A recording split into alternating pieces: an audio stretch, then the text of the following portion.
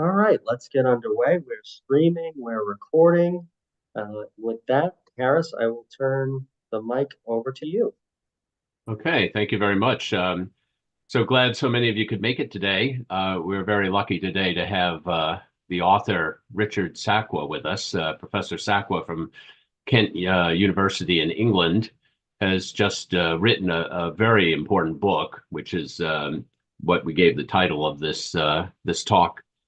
We took it from his book, The Lost Peace, how the West failed to prevent a new Cold War, which I think is extremely important reading to understand the situation we're in right now. I mean, I can't help but feel like I'm reliving my parents' lifetime, where they, in the 40s, watched the arising of the Truman Doctrine and all that that entailed, both positively and negatively for future of the world.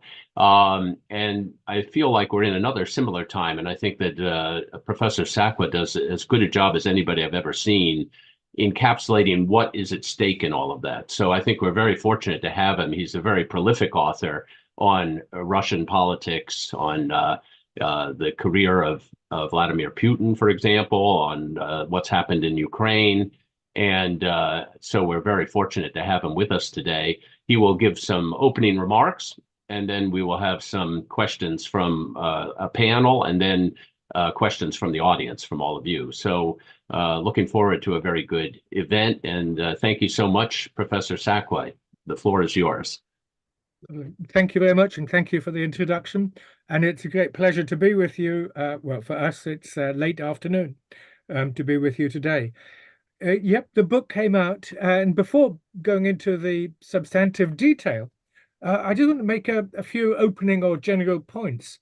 The first one is, was there a peace to be lost at the end of the Cold War? We've just heard Harris was talking about it. We seem to be back to where we began, perhaps even worse than where we were 30 years, 40 years ago at the height of the first Cold War. And it tells us a little bit about historical time. There was a view that, humanity progresses, moves onwards and upwards, this sort of linear version of time.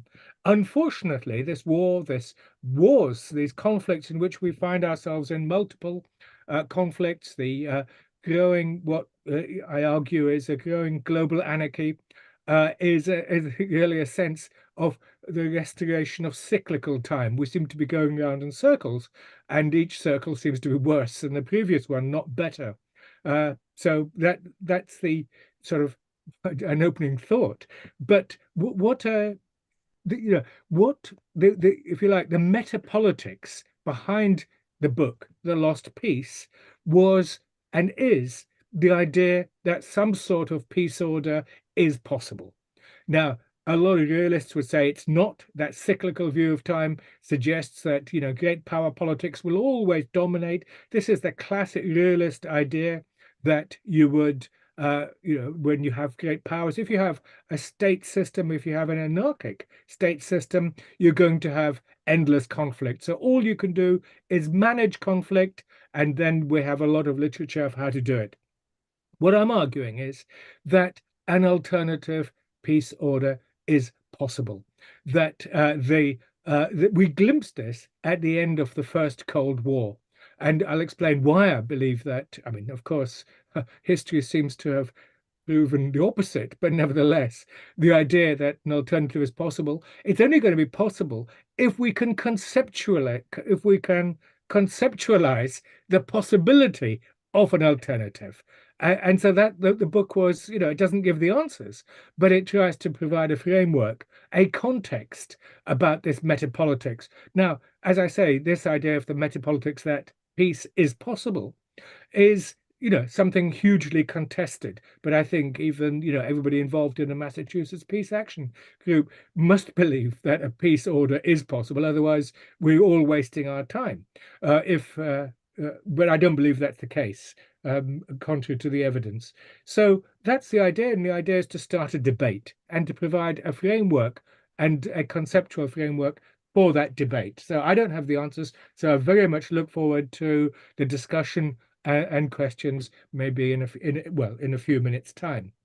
So what is my, that's a metapolitics, the view that peace is possible, and therefore the book titled The Lost Peace. And what peace then did I have in mind? Well, the peace order I have in mind is the one that was outlined at the end of the Second World War, surprisingly enough. This is the peace order which is institutionalized and encapsulated in what I call the Charter International System. This is the United Nations based system, but it's bigger than that. On its basis of the establishment of the United Nations in 1945, there's a whole body of international law, obviously the Universal Declaration of Human Rights in 48, and the Genocide Convention, which was adopted but came into force in 1951 in the same year. 1948, and so much more. The 1966 slew of things on social and social rights and political rights, and so on. So this Charter International System is based, and I mean, the spirit informing it. By the way, obviously, the United States played a big part in establishing the United Nations, but also I contest the view that it was owned by the United States. It was a collective endeavor. There's a very large Soviet and Russian literature which talks about the Soviet-Russian contribution to the establishment of the United Nations. And the Chinese insist, and I think quite rightly, that they were founder members. Obviously, they were engaged in war, Japanese occupation of a large part of the territory, and then civil war. But they certainly signed the UN Declaration of January 1942. So in other words, this Charter International System is the foundation, and the spirit informing it was never again, after the most catastrophic war that humanity has ever engaged in, with the nuclear weapons towards the use of it at the end, and also all the terrible things that happened. So that's the spirit which established it. Of course, it was a compromise, as we all know that. But the fundamental political ethos behind the United Nations system, Charter Internationalism, is sovereign internationalism. Sovereign international. In other words, it's a state-based system today, just under, 200 states, 193 states in the United Nations. But sovereign internationalism means that these states are sovereign over their own territories, but there's a spirit of internationalism, that they will work together on the basis of the UN Charter and all the other documents afterwards, and international law, to try to manage international affairs rather better, including a very powerful social agenda, developmental agenda, and of course all of its specialized agencies are very much involved in it, culture, UNESCO, and so on. So I know that in the United States there's a long tradition of criticism of the United Nations, but I think it's quite, I'd certainly take issue with it. The Charter Internationalism, Charter system of sovereign internationalism, is the foundation of the international system. However, underneath the international system, within the international system, soon after its establishment, after 1945, we entered into the first Cold War, Cold War I, in which we saw the emergence of bloc politics. On the one side, we had the US-led system, which is a complex system, but the US-led system was certainly partially engaged with the Charter Internationalism, but at the same time, it was something rather different. The United States was always ambivalent, for understandable reasons, but ambivalent to subordinate its power and its freedom of action to any multilateral body. So it was going to pick and mix, as it were, pick and choose. Also, in those early years, we had the emergence of a Soviet bloc. So we had bipolarity, and the United Nations worked fitfully. It worked, but it worked fitfully in the first Cold War.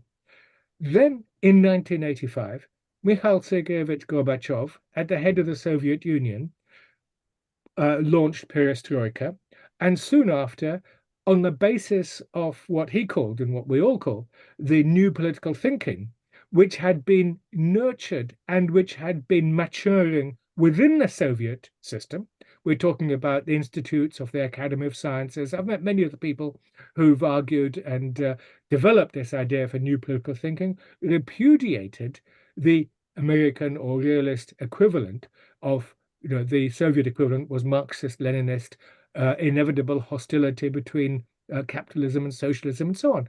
Most of that was jettisoned. But the key point I want to make now is that when Gorbachev launched the new political thinking, which brought an end to the first Cold War, it did not represent a capitulation to the political West. This political West led by the United States, with NATO, with the European Union, with the ideology of freedom and development and democracy, and so on. That political West is not something to which Gorbachev appealed. He appealed to the Charter international system. In other words, when he put an end to the Cold War, as you know, his famous speech in December 1988, it was endlessly talking about the principles of the UN Charter, sovereign internationalism. This is a fundamental misconception by many people in Washington and London and elsewhere, the belief that in somehow or other the political West, as it were, forced the Soviet Union to capitulate, or even using the language of defeat.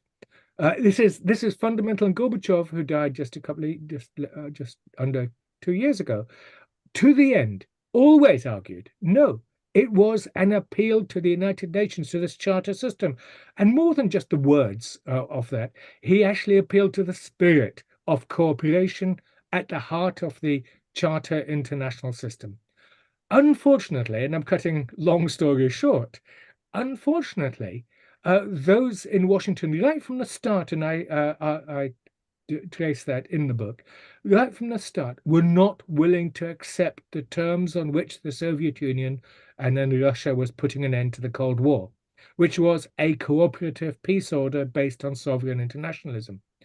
Instead of which, the United States, what I call the political West, which is a formation established during the First Cold War, which then, instead of the political West saying, okay, we've achieved our goals, we can now go back to this genuine UN-based universalism, instead of which it became radicalized. It became more ambitious. With the Soviet Union gone, China still in the early stages of its development, India also involved with its own things, decolonization more or less over, but those states which hadn't yet matured politically or economically, as they now have done. So the United States, this vision of unipolarity and all the rest. And of course, it then advanced its own vision of the post-Cold War peace order. And this was going to be on the basis of this radicalization. It was they started using the term, moving away from liberal international order to the rules-based order. Again, cutting a long story short, what happened was that the US-led system, the political West, not just Washington, but all of its, those in Europe, Japan, elsewhere, basically, they usurped the privileges of the UN system of charter internationalism and asserted a very different vision, those based on a US-led political West. Now, this was, it was also the political West has two wings to it, if you like. It has, let's just use very simple language, it has an imperial wing. This is the militarism of NATO. This is the militarism of US 800 bases across the world. This is the militarism of those three major alliances, Japan, South Korea, and well, not Taiwan, in Asia, and all the rest. So it's got an imperial side to it. Of course, the political West has the other side to it.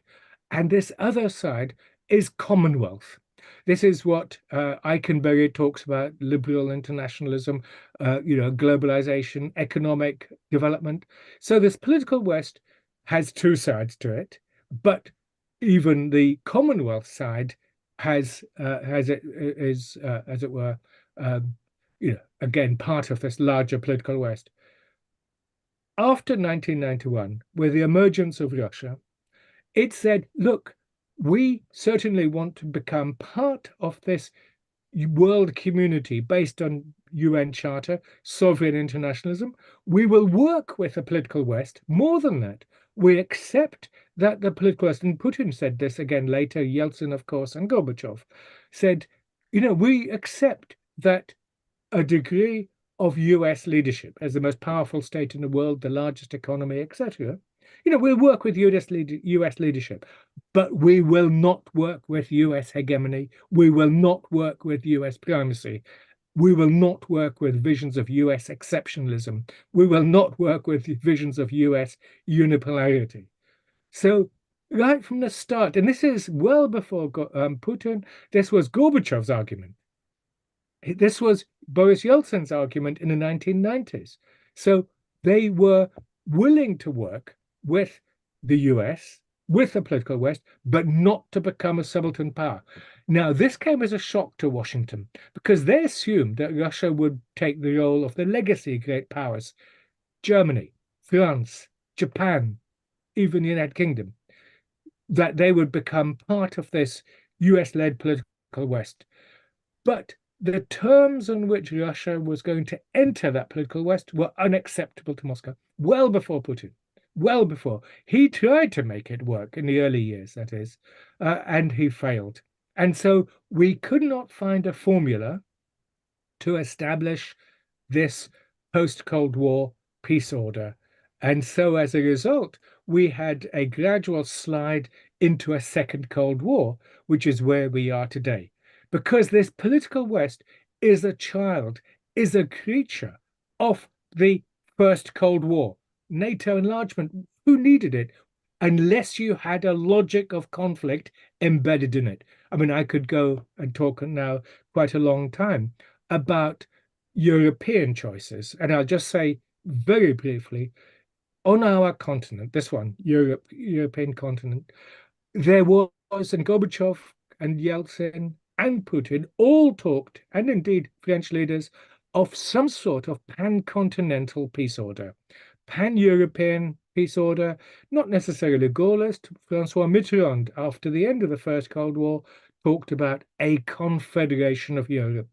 All these ambitions were blocked by the political West, its agent over in our side, what became the European Union, and many leaders before that. So Atlanticism predominated over European pan-continentalism. So this was a double exclusion of Russia from the political West and then from the Atlantic system, which of course European Union became very much part, and obviously the United Kingdom as an absolutely loyal servant of Washington, which whatever in or out of the European Union, it makes no difference. So this is the catastrophe. This idea of a common European home, which was a major idea, gave way to this Atlanticist vision of a divided continent. Gradually, we edged our way to a second Cold War. My final point is that this second Cold War, effectively, we slid into it, but basically a cold peace between 1989 and 2014, then Europe in Ukrainian crisis as the wedge. We then got the second Cold War. Can I just say that this second Cold War is far more dangerous, far more pervasive, far more invasive, and far more pernicious than even the first Cold War. The first Cold War was relatively simple. Capitalism versus communism, US versus the Soviet Union and their respective blocs.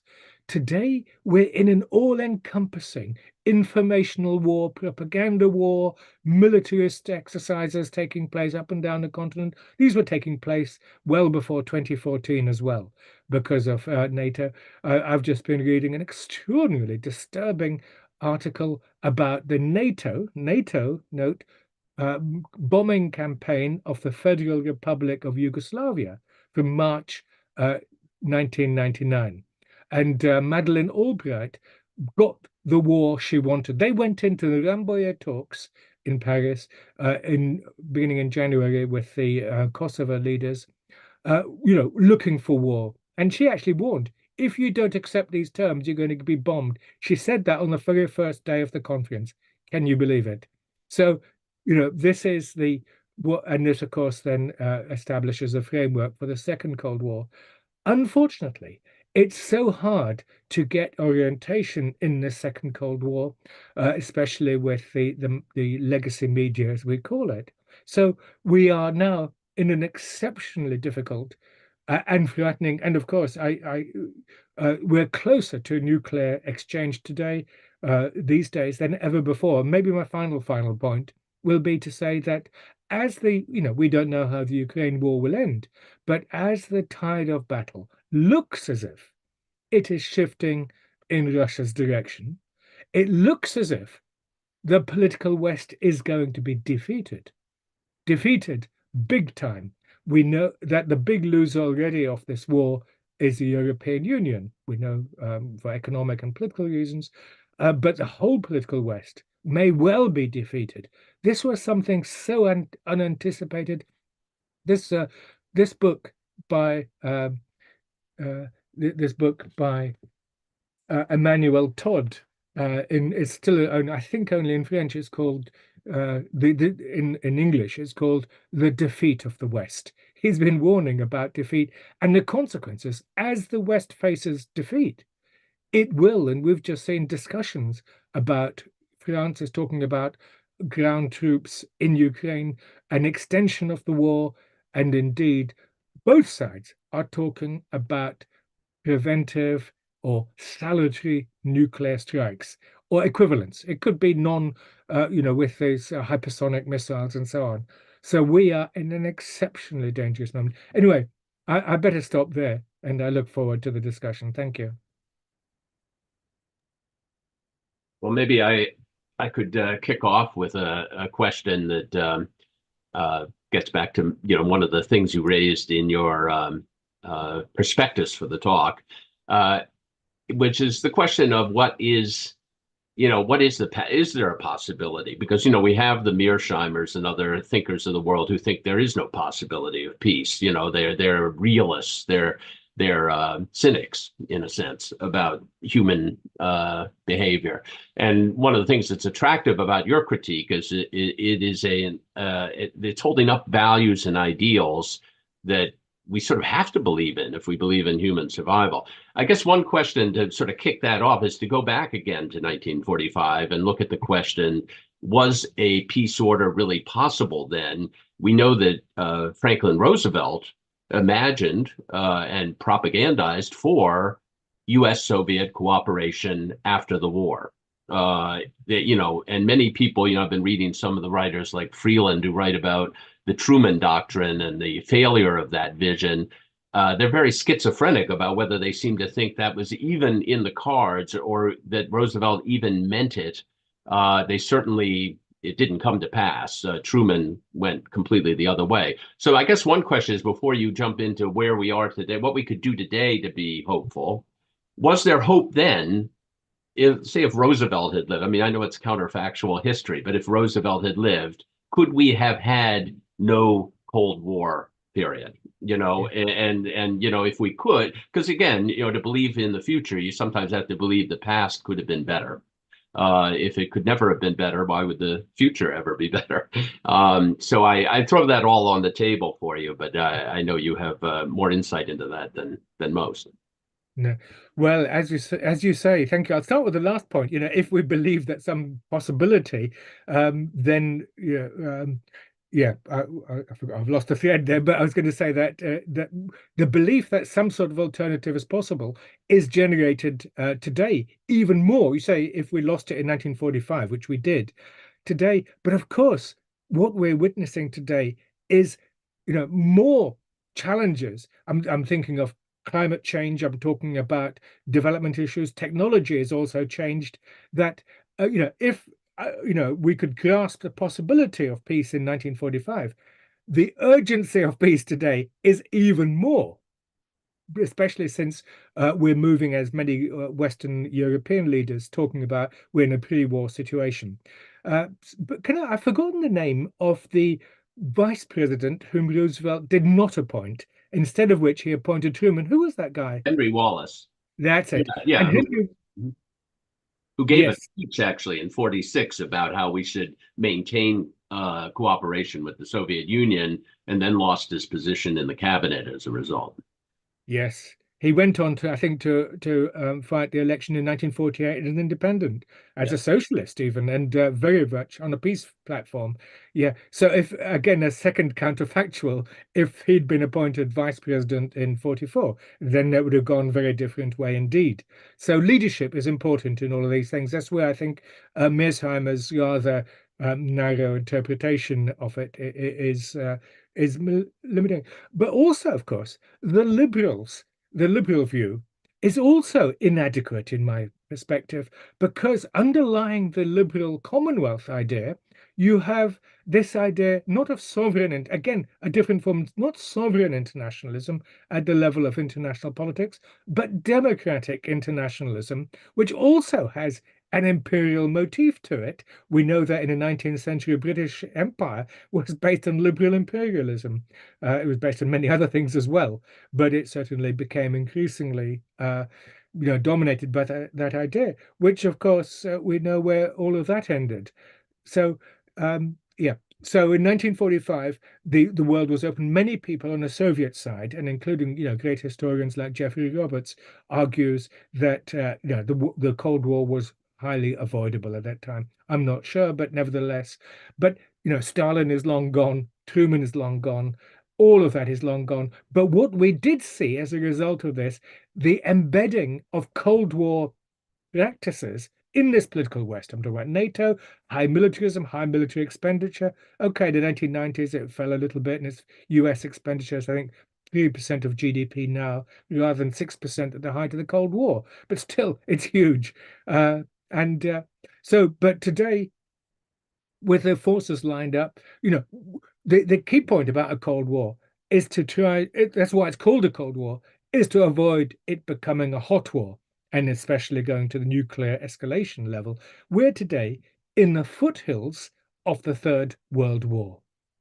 And Emmanuel Todd again argues this. We are in the Third World War, which makes this peace discussion, which we have today, even more urgent and more important, and to try to find a formula in which we can, get out of it. And that, as I say, that we, and that's why this distinction I make between the international system based on the United Nations and international politics at the second level, where you have great power politics going on and conflict going on, is important, which means that we can all appeal to that spirit of 1945 as a genuine universal patrimony of all of humanity.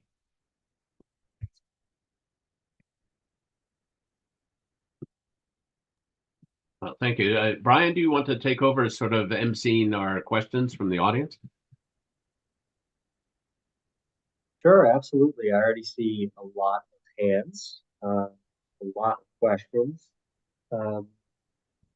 And yeah, let's go to the audience. I have questions myself, but let's bring in other folks. Val Mogadam, I will ask you to unmute yourself and put you on the screen. And why don't you tell the professor who you are as well? Right.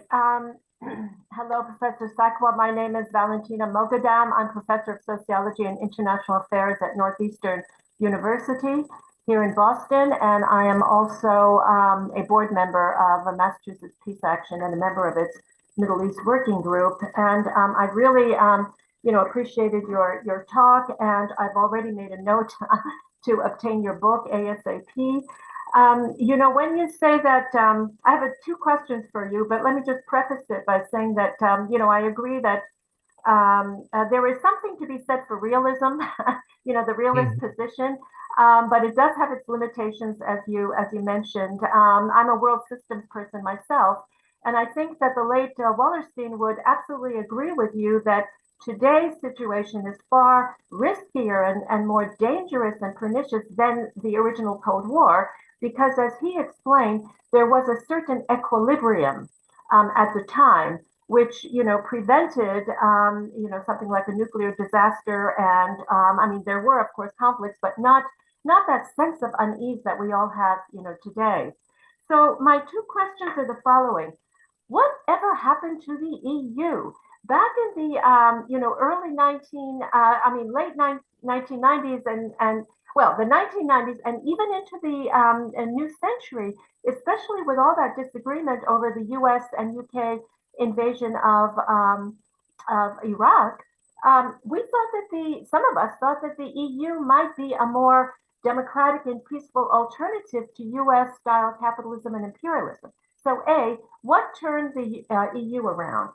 And B, do you think that one of our prospects for peace, because and certainly multipolarity is this growing new alliance of BRICS and BRICS Plus in particular. So could we be seeing something like, a concert of Europe writ large with another 100 years of peace? Those are my two questions. Thank you so much. Thank you. Two fantastic questions. And I must say that, I very much, I won't talk about the equilibrium before, won't be sidetracked. Let me just focus on the European Union. That indeed is, a great disappointment for all of us because, I used to be a great supporter and I believing it to be a peace project. Initially, of course, to prevent France and Germany going to war, but more than that, to establish to put an end to that endless squabbling in Europe between us relatively small states, and indeed to be based on a very solid normative vision of development and all the rest. In all respects, the European Union today has turned into the opposite of what we believed. In particular, under this present commission, but it's also under Barroso earlier, with today Ursula von der Leyen, Charles Michel, and Josep Borrell. I mean, yes, indeed. In the run-up, and indeed in this war, it has been one of the biggest cheerleaders for intensifying the militarist and looking for believing that there's a military solution. And of course, it has made no attempt at diplomacy and to find a way to mediate, if you like, between Washington, Kiev, and Moscow.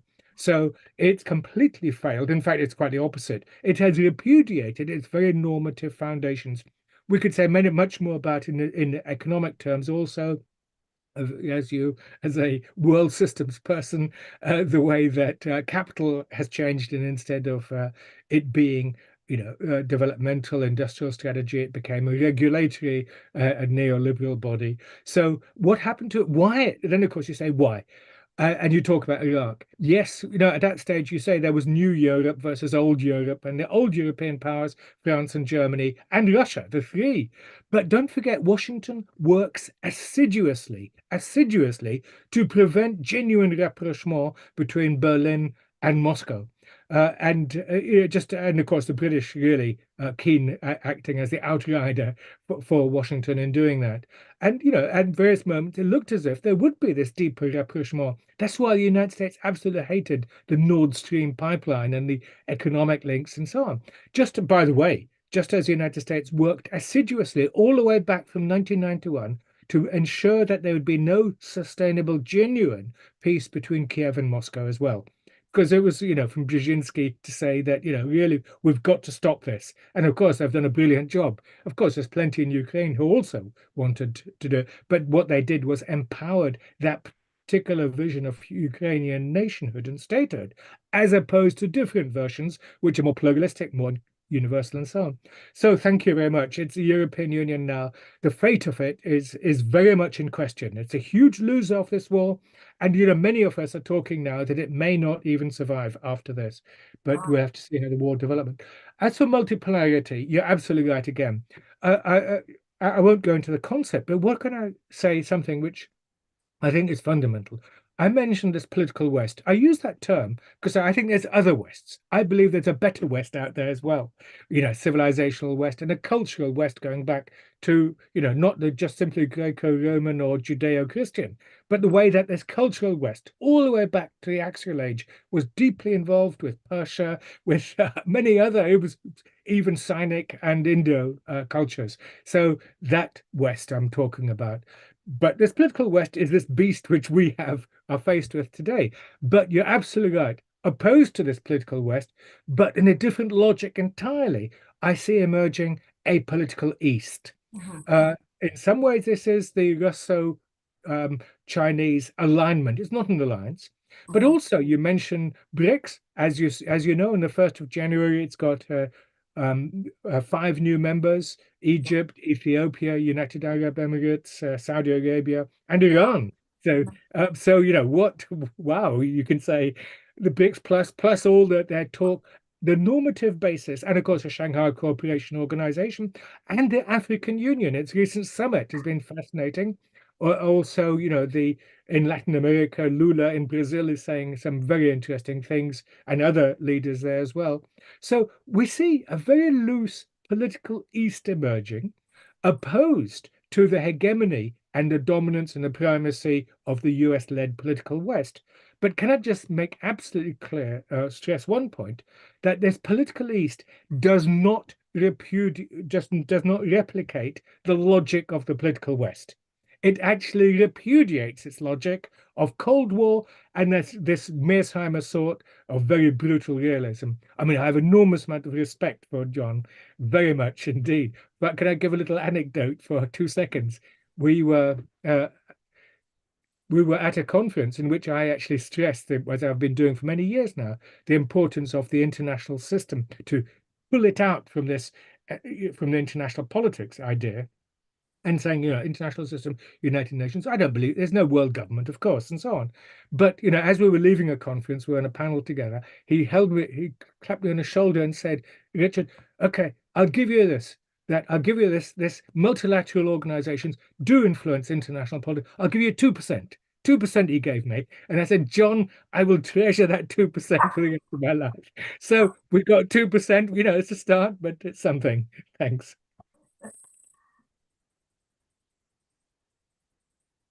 Thanks, Professor Mogadam. That was a fantastic question. Thank you for your answer. Um, I have a comment and a question myself. Um, I quite like your terminology, Professor Sakwa, openly referring to the first Cold War, Cold War One. Uh, I think most of the populace here in the United States don't realize that we're in a second Cold War. So I just wanted to comment that I thought that's an important use of terminology. We need to really drive that point home of what we are engaged in right now. I don't think that's getting through to most of the populace. But my question is about very recent events. I don't know if you watched the recent State of the Union that Mm. just took place in the last week. Um, we have seen over the past year declining support for U.S. engagement in the war in Ukraine, declining support in the polls for sending more weapons. And yet, President Joe Biden led off the State of the Union uh, with calls to send more weapons to Ukraine, with uh, warnings of renewed domino theory, that if we do not stop Putin in Ukraine, he will invade other nations. Um, what do you make of the president making this number one on his agenda, as placing it first in the speech would seem to do? And also, what do you make of the shift of political parties, with the Democratic Party now being Mm. uh, the anti-Russia party, and the Republicans uh, sometimes being accused of being, well, perhaps the new pinkos, if we're going to use the terms of the old school. Yeah. I was, you know, not surprised, but the State of the Union speech was, you know, absolutely disturbing to the highest level. Of course, Biden has got form on this because he was a curator of the events of 2014 with along with Victoria Nuland. That is the, you know, call it what you like, but the change of system, change of regime, and empowering and putting in power, you know, whatever format you want to put it, of a how can I put it, a more anti-Russian body, which of course kicked off and everything. So Biden, and of course his son Hunter Biden, is a scandal which won't go away and shouldn't go away. It's a major issue of all of that. But his speech was extremely disturbing. Domino theory, as we know, was a false vision in the Vietnam War to say that misunderstood the dynamics of the Vietnam War, which of course was effectively nationalism for unification of Vietnam, but with a socialist side to it. And of course, it was nothing. And of course, very soon after that, we had war between Vietnam and Cambodia, and difficulties with Laos. So, why he should go on about this? And in other words, there will be no peace as long as Biden is leader. He's and we could go further and to say that in the run-up to the war, we're talking about 2021. Yes, he did meet with Putin in Geneva in what was it, May, June? Was it? I can't, May, I think, 2021, and it looked as if it was going to be a de-escalation, but then immediately afterwards we had all sorts of provocations and issues which led on to it. So yeah, it was a very frightening speech. Leaving aside the domestic side of things and foreign policy, he's doubling down. The thing about sending weapons and so on, obviously there has to be a way forward, is that this is what Obama said way back in 2016, in fact earlier, that Russia will always have escalation dominance. Now, this doesn't mean to say to capitulate and to give up. What it does mean is to try to find a rational solution, because Russia does have dominance. And as we see, it's now mobilized through military Keynesianism, its vast resources. It's pumping out the shells and so on. We want, that isn't the way forwards. And of course, Russia cannot lose this war. I said that from the very first day. It's going to have some defeats and so on. But I say that if it loses militarily, neither the political West, that's why it's so dangerous, because they've always got big weapons in the background. If it really is a proxy war, I mean, to Biden's credit, he said from the very first day, we must do everything to avoid a third world war, to go nuclear. And of course, but then of course you appoint people like Newland and Jake Sullivan and Blinken, which basically undermines all of that. Sullivan himself, of course, is the architect of the Russiagate hoax about alleged collusion between Putin and Trump. Anyway, so that was very disturbing. Can I just comment on the fact that the Democrats are now the party of war? That, of course, is not the first time.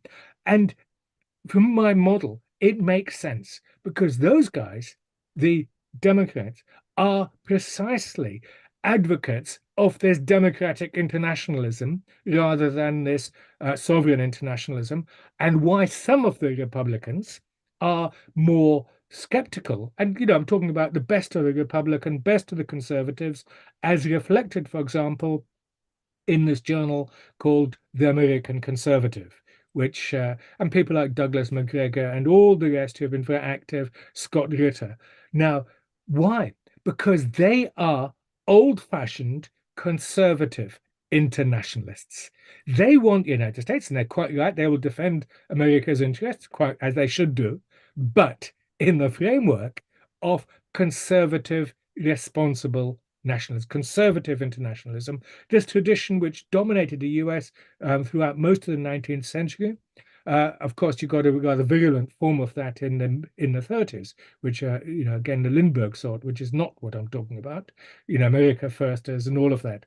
But conservative international, responsible global leadership, which we want and expect from the United States, but not in the guise of liberal, imperialism and this hegemonic visions and primacy and all of that.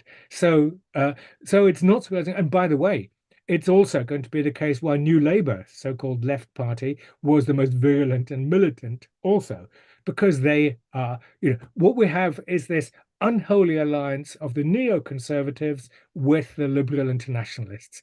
And it's a very unholy alliance, and it feeds this militaristic beast in the political West. Thanks. Thanks. I will just say before we get back to the audience questions, since we were just discussing American politics, for our Americans in the audience, you can click the link that I just put in the chat if you would like to send a message to your representatives down in Washington, D.C., to let them know that you support diplomatic as opposed to militaristic solutions. As I said, we're seeing in the polls increasing numbers of U.S. citizens calling for negotiations to end this war as opposed to a military victory.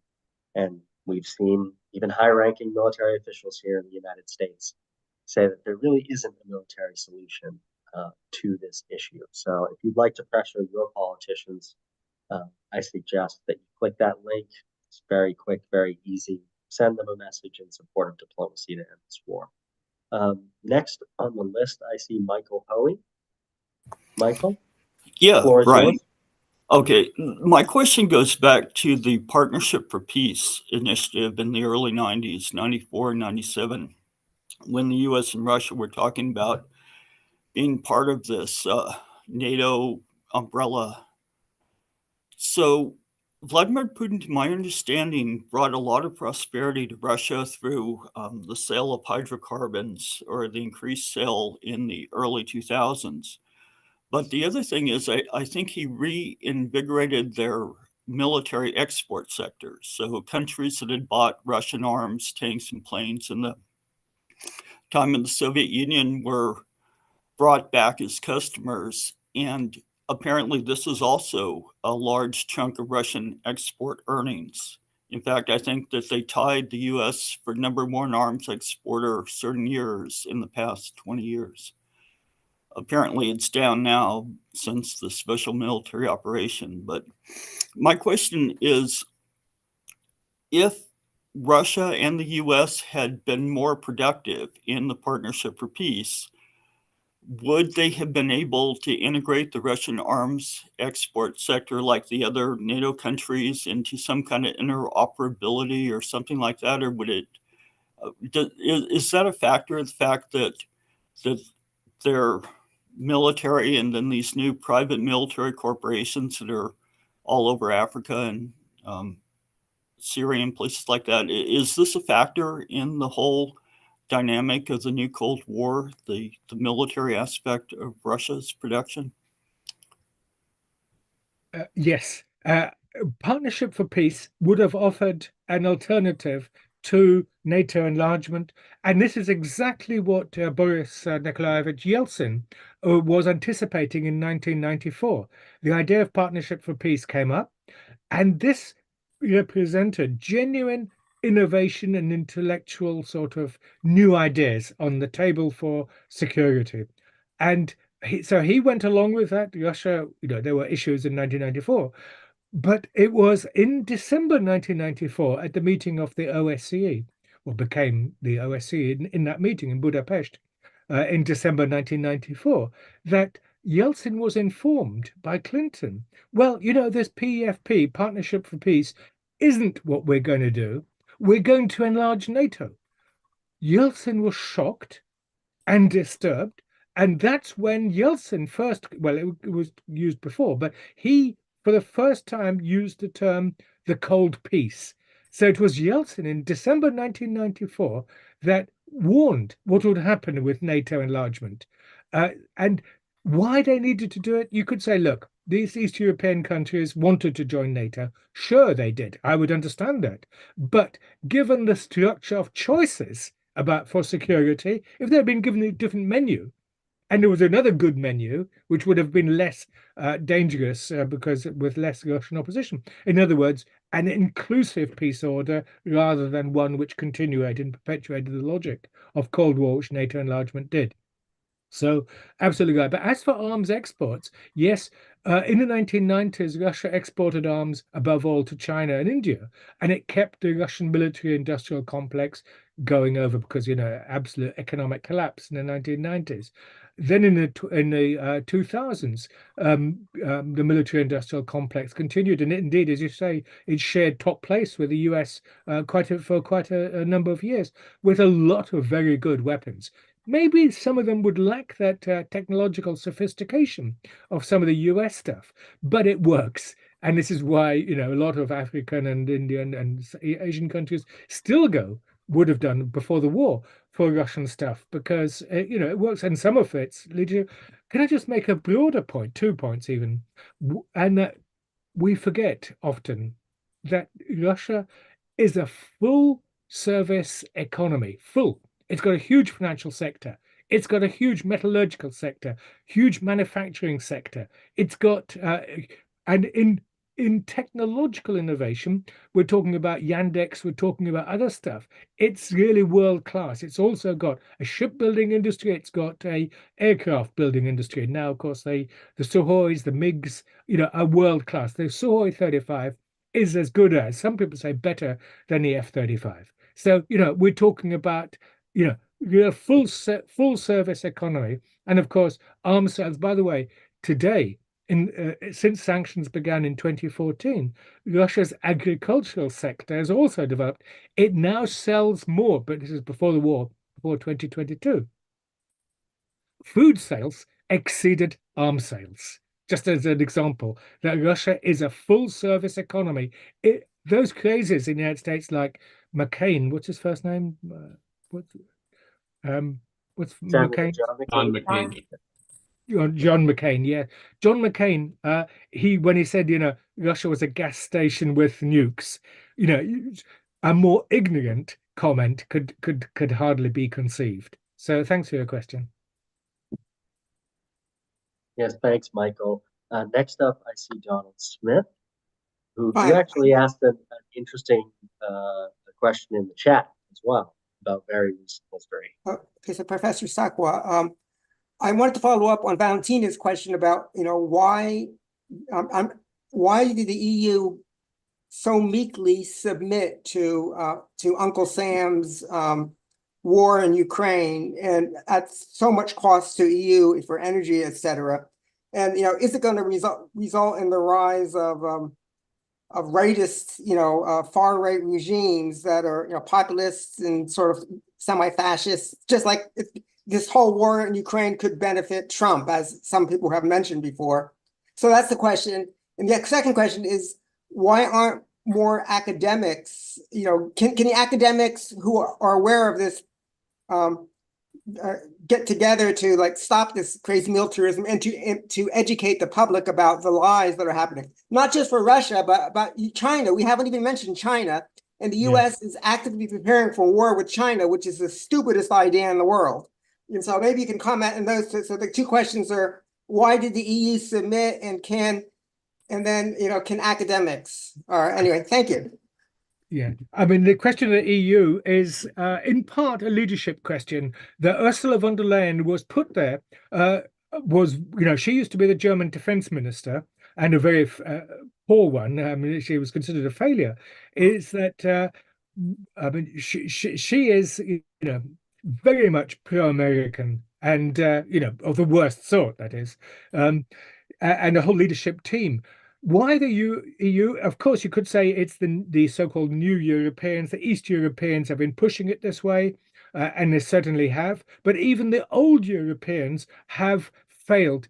When it comes to Germany, for example, you've got this ideology in Germany was always torn between the old-fashioned Ostpolitikers for peace, Willy Brandt and others, and what are those in favor of, let's call it the camp, the Westbindung camp, tying with the West. And German national identity was very much tied with post-war reconstruction with the US as being, and its very identity became bound up with this political West, and so it was unable to provide alternative leadership. And then, of course, in France, you have today Macron, who, both Macron and Scholz before the war, and I very much laud them to doing so, LAUD, for trying to have a diplomatic engagement. They did. But you say, why? They went to Moscow and talked, but they could have no traction. And what this showed, and what this war has shown, is precisely that the EU really is, in military security and even in normative terms, a paper tiger. These legacy powers could have no traction. That decisions were taken in Washington. So they could go and talk to Putin anything as much as they liked. And they were trying to mediate between Washington and Moscow. And of course, who wants mediators of that sort? They can, when, if and so they wanted to talk. So the EU is the huge loser out of all of this. It may or may not survive, but it's a loser. And what your question and Valentina's earlier points precisely to this delegitimation of the EU as a project entirely. You may have seen this meeting on the 26th of February, which Macron organized in Paris, which was, a war coalition, which he's trying to do, put troops in on the ground and even worse stuff. But the leader of Slovakia, Robert Fico, went there and said he was shocked, and he made it public. The talk was all of war, and not a hint of a peace agenda, not a hint of negotiations. And when he made this public, Macron, a couple of days ago, organized an online follow-up meeting. Robert Fico was not invited. So that's where the intellectual bankruptcy of the EU is today. As for your second question on academics, well, I'm sure it's the same in the United States, perhaps less, but the pressure today on academics, we had I'll give you my example. We had a Stop the War coalition meeting in Canterbury down here towards the beginning one, a second one. And immediately afterwards, we had a Ukrainian who wrote to my vice chancellor, who is the head of the university, to get me sacked.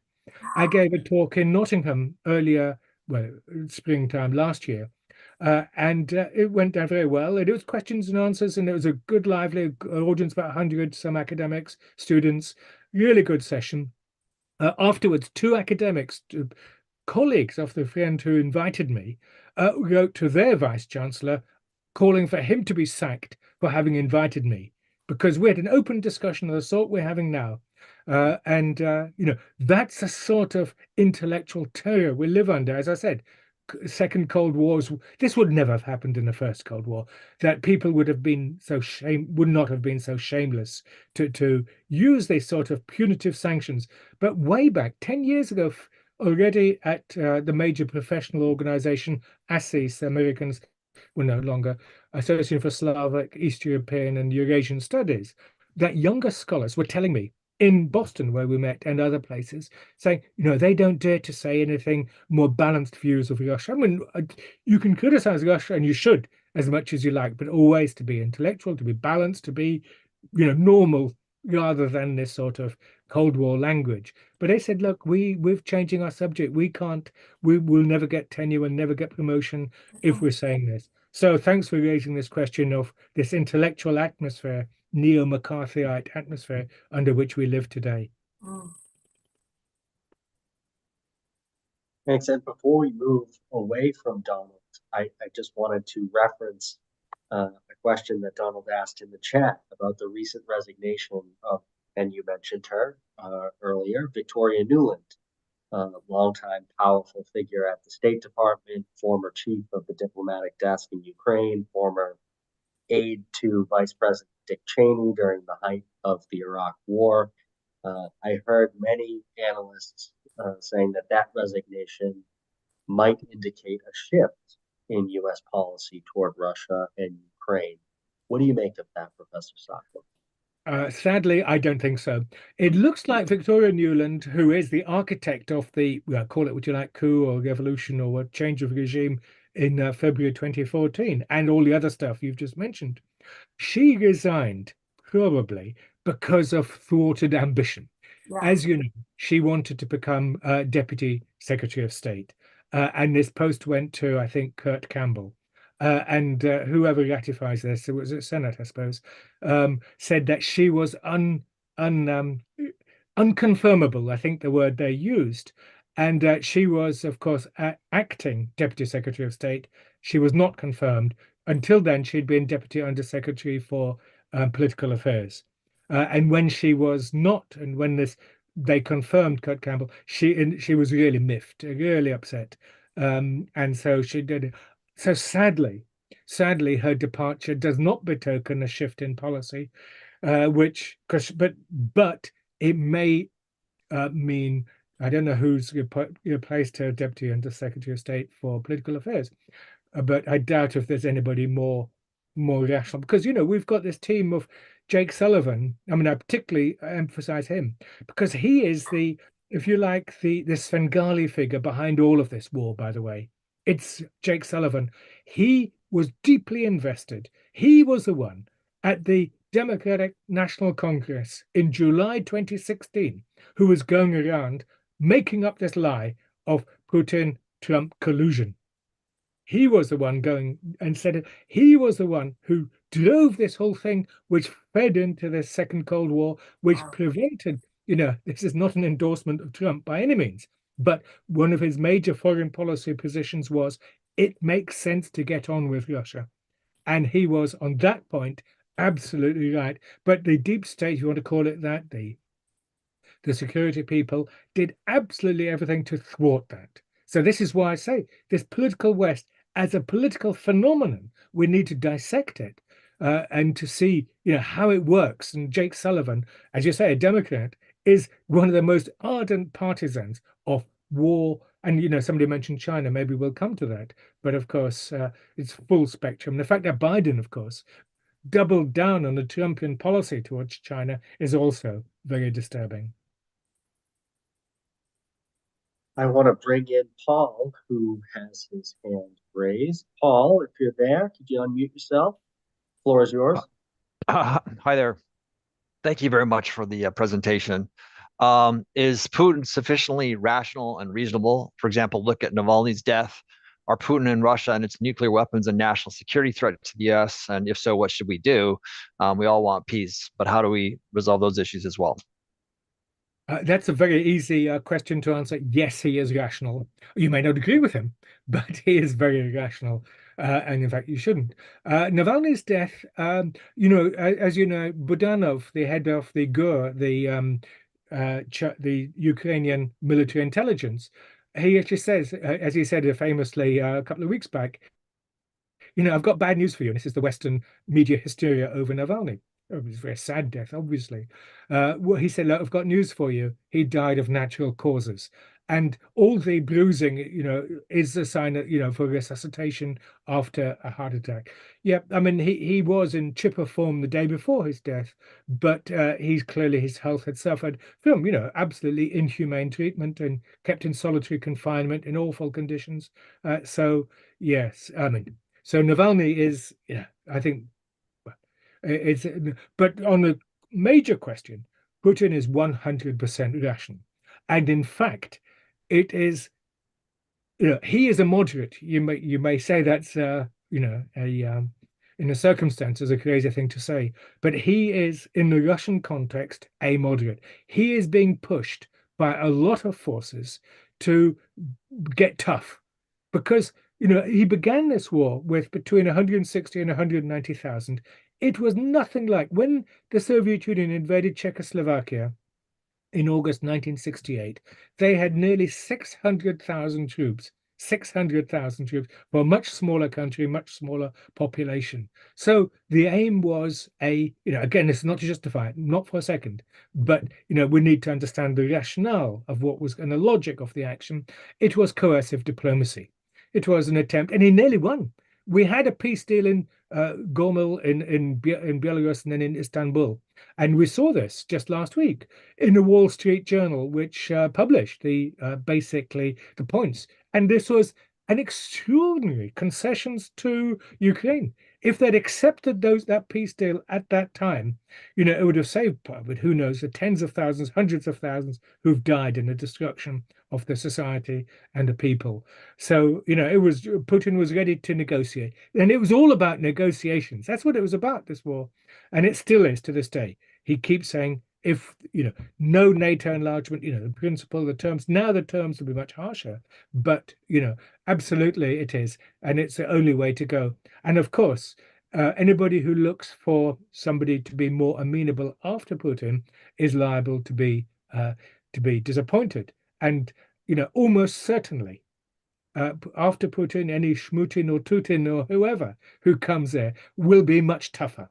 and they will be less restrained. Because the thing about Putin, as an introduction, Harry said, that I've written several books about Putin, and and met him a few times, and has we saw in the interview just recently with what's his name, the journalist Tucker Carlson. Tucker Carlson's interview, which was fascinating interview, absolutely fascinating. And he comes out. I mean, of course, a very strange half-hour introduction of Russian history.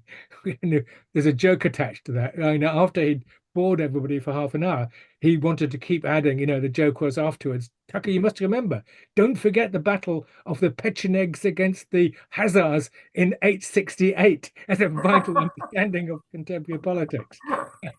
So, bit weird, but aren't we all in this in one way or another?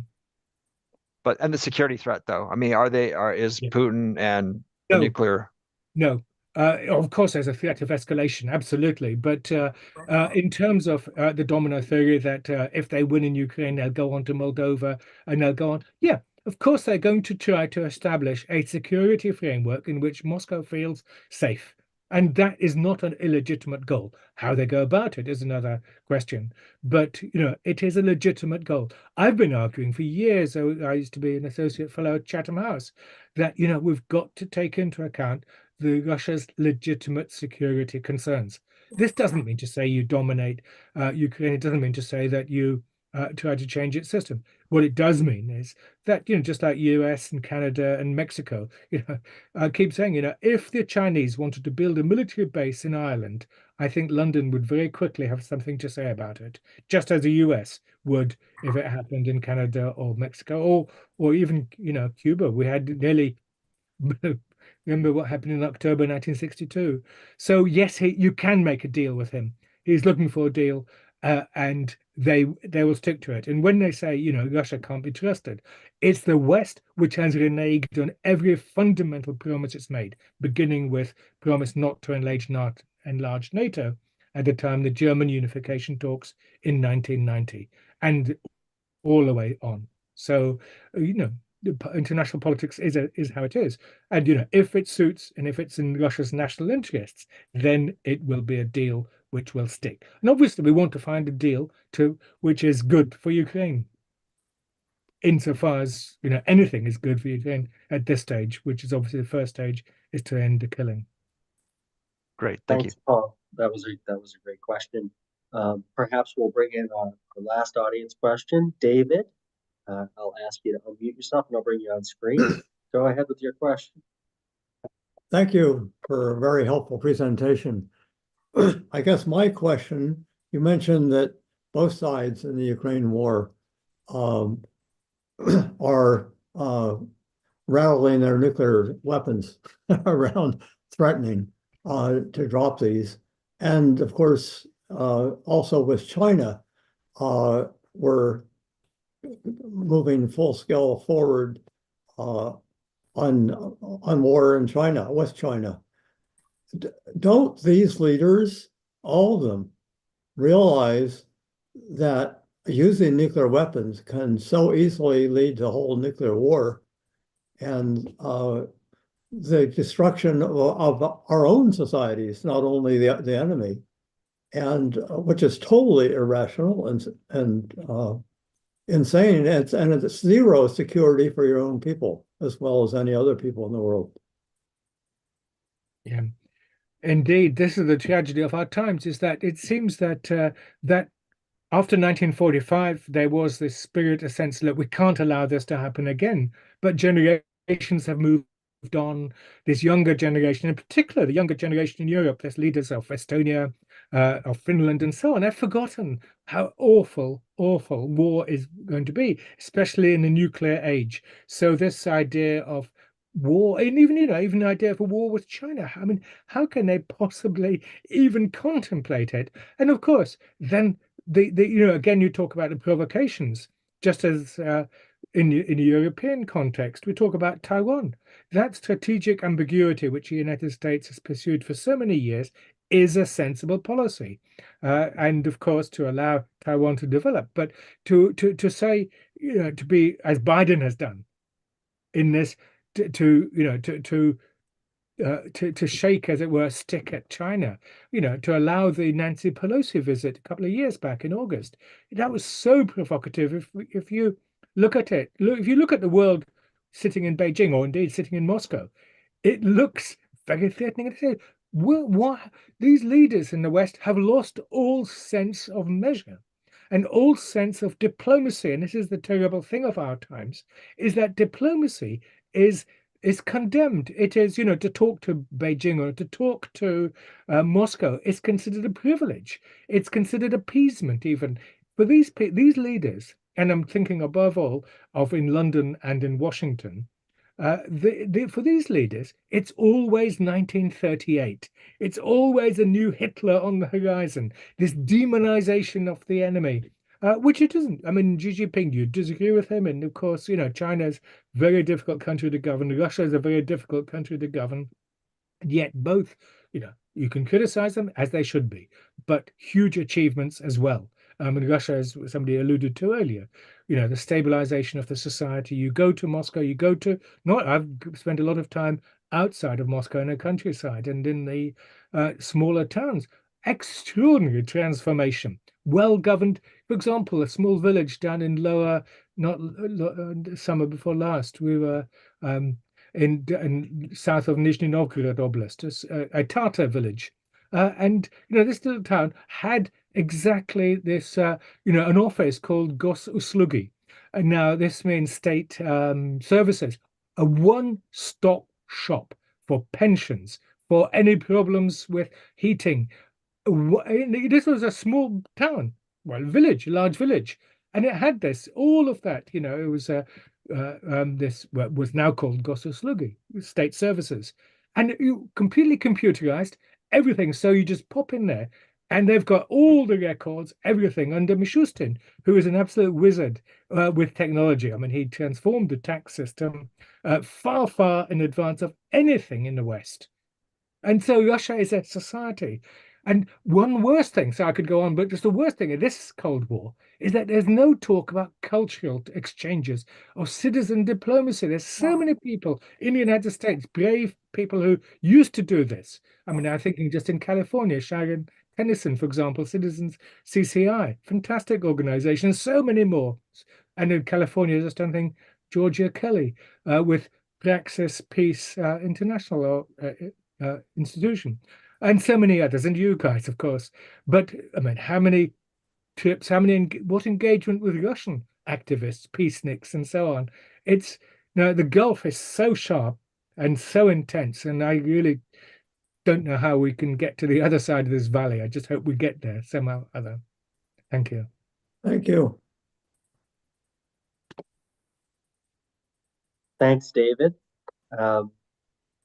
Harris, I heard you. Yeah, well, one thing we haven't touched on, which of course is in the front of almost everybody's mind since October 7th of last year, is the situation in Gaza and Israel.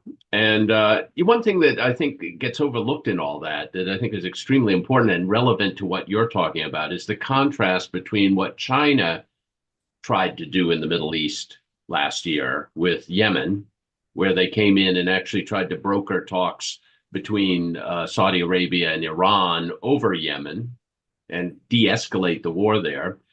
And then how Biden then came in and sort of to one-up China, it seemed to me, following it day by day in the press, was to, as you like to say, double down on a military alliance between Saudi Arabia and Israel, a military alliance that, if it were to gel, would of course put the Palestinian cause very much in the rearview mirror. At least, that I assume that's Hamas's take on it. I mean, not that I'm a fan of Hamas, but I mean, they are a player, and their goal is to raise their issue and raise their profile. And to see Saudi Arabia and Israel come together had the opposite effect that China's diplomacy had regarding Yemen, which is to actually provoke something to keep the Palestinian cause and Hamas's cause in the limelight by taking a desperate and extreme action, which then led to all this terrible stuff. So it sets up that contrast you're talking about, because here's Biden's way of doing diplomacy versus China's. And it just struck me as night and day. I don't know if you have any thoughts about that, but that was a very sort of a replay of what happened leading up to the Ukraine war for me. I'm going to agree completely with what you've just said. I think you're absolutely spot on. The idea of this Abraham Accords with Saudi Israel would have marginalized Palestine for the duration, and taken it off the table. And of course, U.S. diplomacy was precisely irresponsible, assuming that Israel could continue doing what, mowing the lawn, as they put it so horribly in Gaza, just keep decapitating the leadership. Before October the 7th. Last year, 57 people were killed on the West Bank by settlers and state violence. 57. Since then, it's over 250 in the West Bank, quite apart from, we talk about this figure of 30,000. It's way, way over that now. But you're right, it's strategic. But the key point is that China did broker a deal, not just over Yemen, but in fact, a genuine rapprochement between Iran and Saudi Arabia. Unbelievable.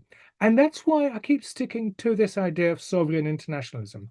Now, you may or may not like the Chinese domestic order, and you may or may not like the Russian domestic order, though there's major achievements and major faults in both.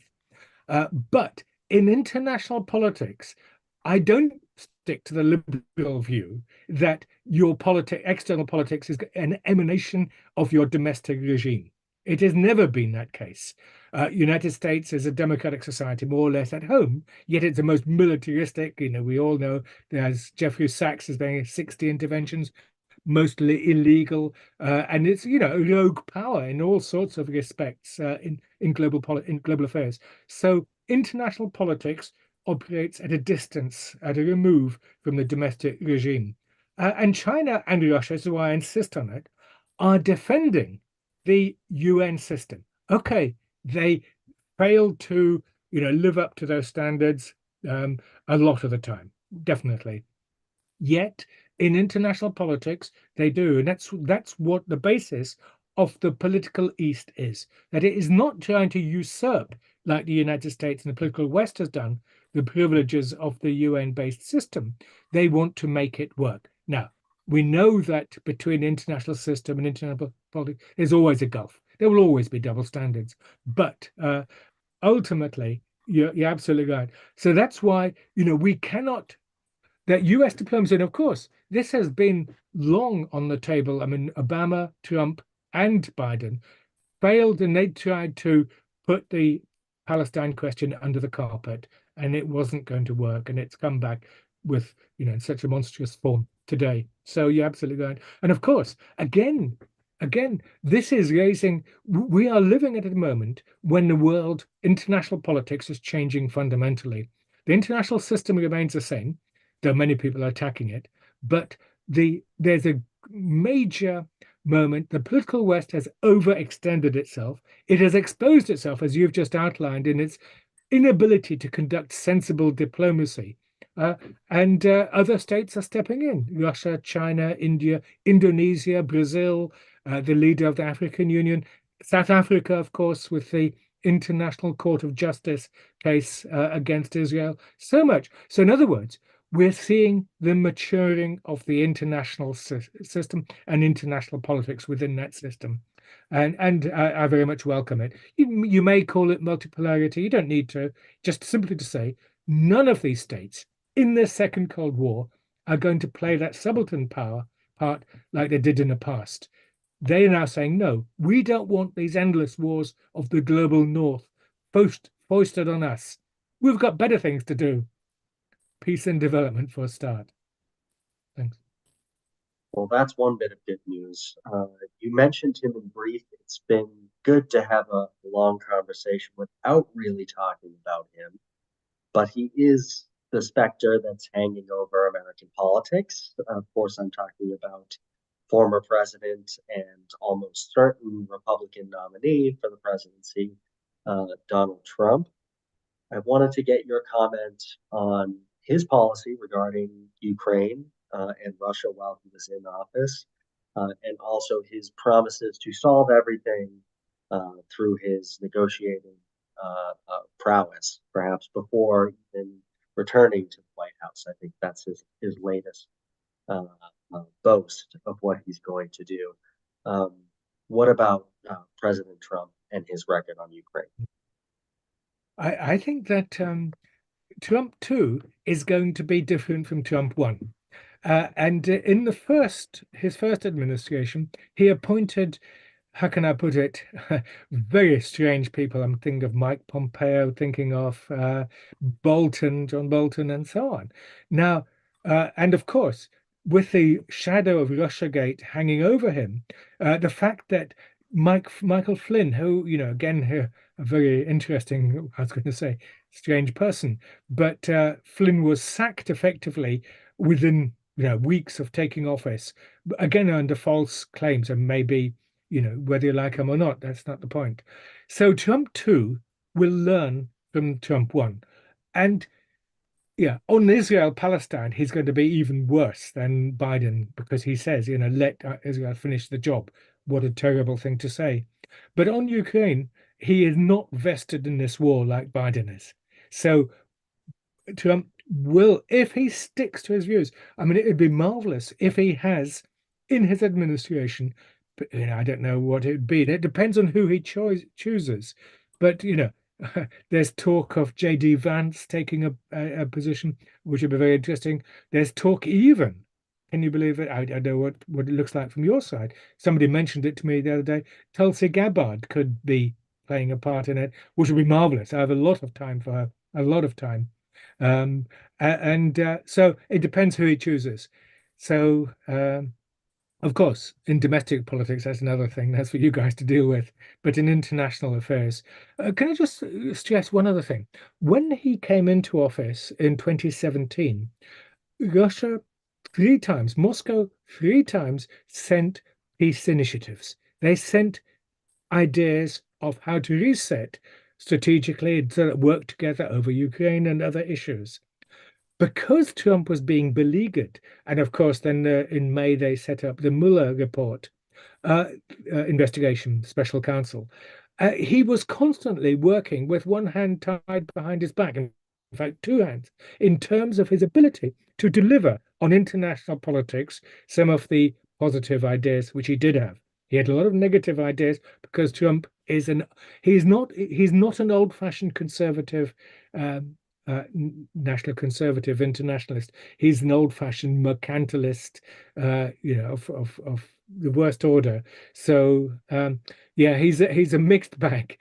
It's going to be a roller coaster ride if he's re-elected, and of course, but and maybe I shouldn't say this, but the Biden administration in its external affairs has been a disaster, an unmitigated disaster. So sometimes in external foreign matters, one can say, look, it can hardly be worse.